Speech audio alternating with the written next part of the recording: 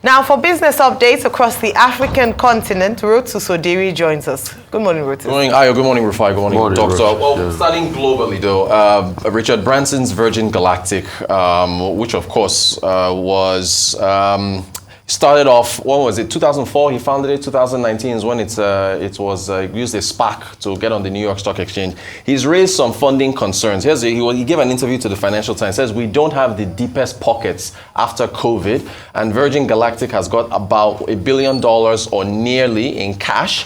It should, I believe, have sufficient funds to do its job on its own. So he is essentially saying, I'm not going to be putting more of my own money into this venture. As a result of that, the shares fell about 17% yesterday as of trade. So $1.93 is where they closed, 17% down just yesterday. Year to date, the stock is down about 44%. Now, of course, you know, it thrives on carrying people to space. It was valued at $2.3 billion in 2019. As of December 1st, Friday, that valuation had fallen to about $935 million. So a massive drop in valuation there. The company is yet to make a profit. That is understandable since they're just kicking things off. So the flights on the Unity craft that they use can sit about, I think it's about 4 people or 5, $450,000 per seat to fly you to the edge of space. They've only completed 6 flights in about 6 months. They want to pause now I understand they want to build a Galaxy fleet to hold about 6 or 7 people or more in order for them to continue flights. But COVID shut things down, impacted them. I'm trying to draw parallels with Elon Musk and to what we mentioned with if advertisers bail out on X, can he keep funding the venture by himself? Those are the challenges that Mr. Branson is facing. To COP28 now, and now we're getting to some crunch discussions. Prince Abdulaziz Salman sat with Bloomberg just yesterday, early this morning, and talked extensively about OPEC cuts, talked about COP28. He was asked directly, because there's some language that was being put into some of the agreements there, as to whether or not, and this is cutting to the chase, will fossil fuel nations phase down the use of fossil fuels? And here's his answer. He said absolutely not. Lie.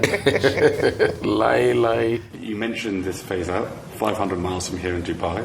Mm-hmm. Many thousands of people are doing the annual climate summit. And one of the issues there is this language, which we discussed actually last year, about whether that text, agreed to by almost every country in the world, should say fossil fuels should be phased down.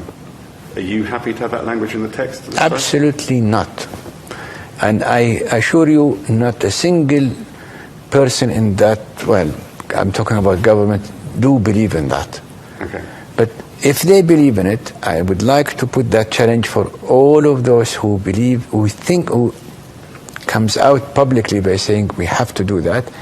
Please give me their name and numbers and look at it. Well, I'll give you their name and number, call them and ask them how they are going to execute that effective January 24. If they believe that this is the highest moral ground issue, fantastic. Let them do that themselves, and we will see how much they can deliver, if they can deliver. Right, so that is, now we're getting to it. This is the whole energy transition matter, is can you let go of dirty fuels and energy, or rather for energy security, countries like in Nigeria, Angola, Saudi Arabia, and so on. This is what we're talking about. Another issue that came up, Lagos State Governor Babajide Sanwo-Olu, of course, on a side event, was talking about methane emissions. So he plans, at least Lagos State plans to reduce methane by about 45% by 2030. So he says, as a sub-national, Lagos has put forward efforts to ensure we sort the waste at the dump site, this is landfills, and isolate methane emission. We've set up a target which aims at cutting methane emissions by 15 to 20% in 2030 and by 45%. Okay, 2035.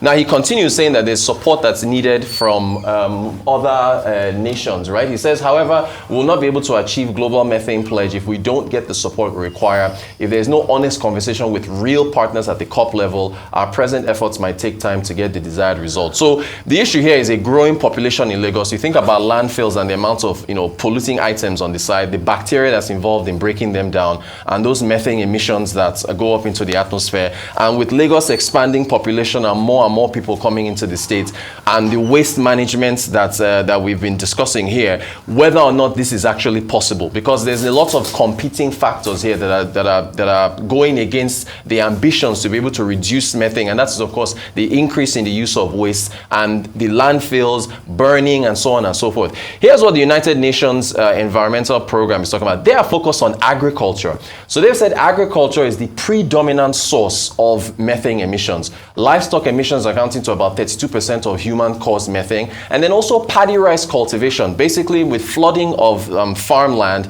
oxygen isn't able to get to the soil, and then you've got methane-emitting bacteria that now goes into effect. So that's another 8%. So they've said, according to the United Nations Environmental Program, primary contributor to ground-level ozone, 30% of global warming since pre-industrial times, according to them, causes 1 million premature deaths a year, and it's 80 times more potent than CO2 over a 20-year period. So now here's the crux of the matter.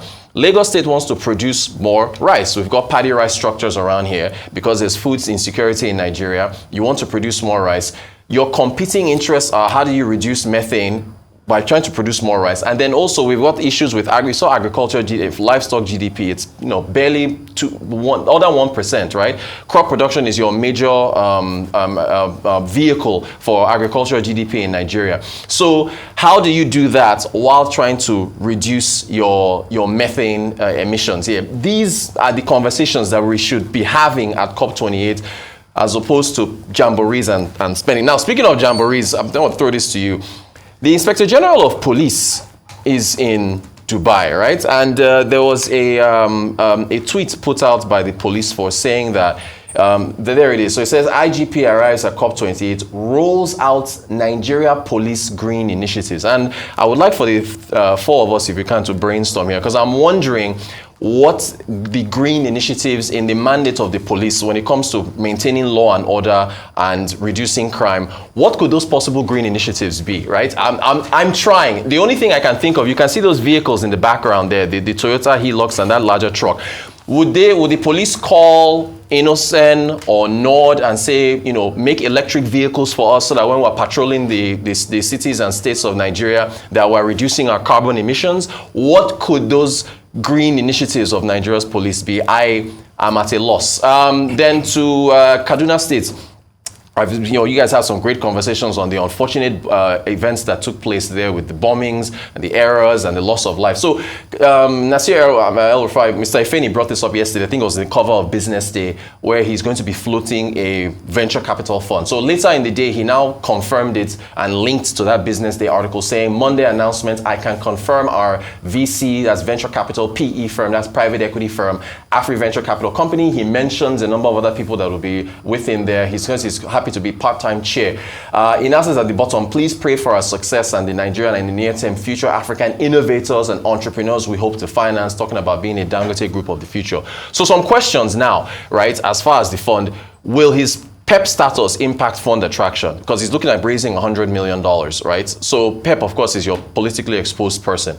Will the fund focus on Kaduna and or wider Nigeria? And if it is in Kaduna, when you look at the issues with insecurity, can it attract those funds? So those are just the things off the top thinking about. Those are great questions. But I'm sure when he finally starts to do his prospectus and things like that, he's going to answer most of those questions. Yeah, hopefully. As regards politically exposed person, probably that's why we're saying part-time chairman of some sort. But I could see a lot of his guys in the finance sector, the likes of them, Jimmy Lawal and other people out there. So, wish him good luck. The most important thing, it impacts people. But let's go back to the climate change conversation. Yeah. There's a lot of hypocrisy in the climate change conversation, and it's obvious. And that's why Jabbar, the climate change chair, did say what the Guardian reported, and now they've been trying to walk that back. That you cannot really remove that sustenance on, our fossil fuel. I'm happy about the methane conversation. Yes, you can say you want to tackle methane, output from places like Olushosu dump sites and things like that. But also in livestock, the conversation is quite nuanced.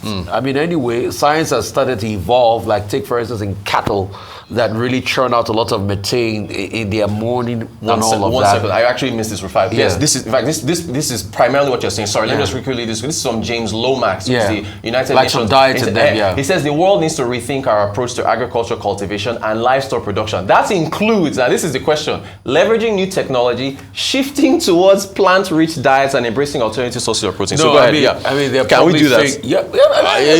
That's the thing. It's a long shot. And also with your planting of rice and things like that, all of those things are not realistic here.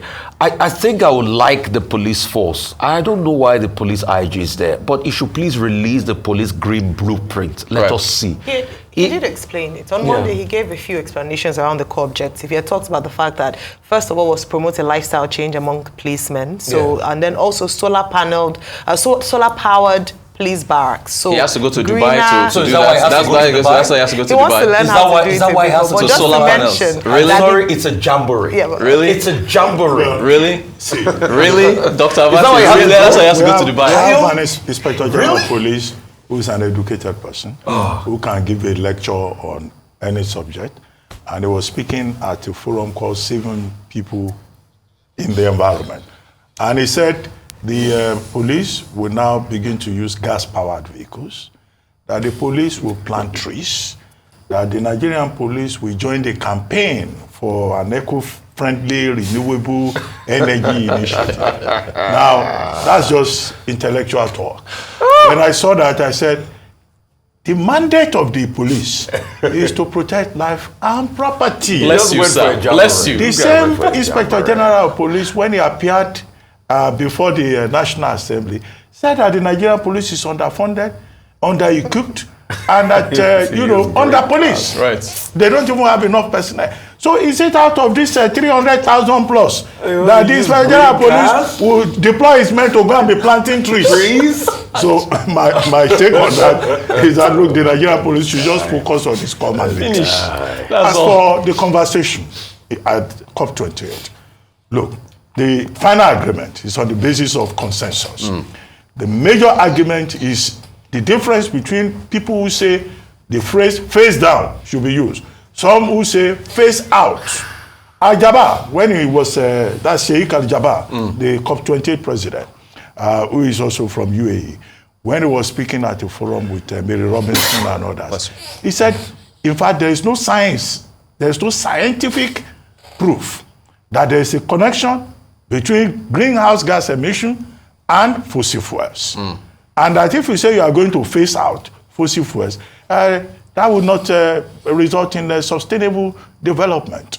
And so you see the position by the Saudi Minister of Energy, very close to Al-Jabbar's position. Okay, these are both oil-producing countries. Saudi Arabia may have agreed to production costs, but it's not as if they want that business to collapse. The other man from UAE is a director in an oil company. Thank you, doctor. So he has to defend his constituency. Yes. But 100 countries have signed up to say it should be a phase out. Now, the Secretary General of the UN says no. Science has proven it. After all, there is an intergovernmental, committee of scientists who arrived at the details and have given us information on the 2015 Paris Agreement. So this is going to be an issue. They may not reach a consensus, and that may be a major setback for this COP28. But they made some progress with the loss and damage fund, with Article 6 of the 2015 Paris Agreement, and also on climate adaptation and financing. But will they reach an agreement on this? I doubt. I doubt as well. Let's see how that works out. It's still ongoing and a few more days to deliberate. Thank you very much, Rotus.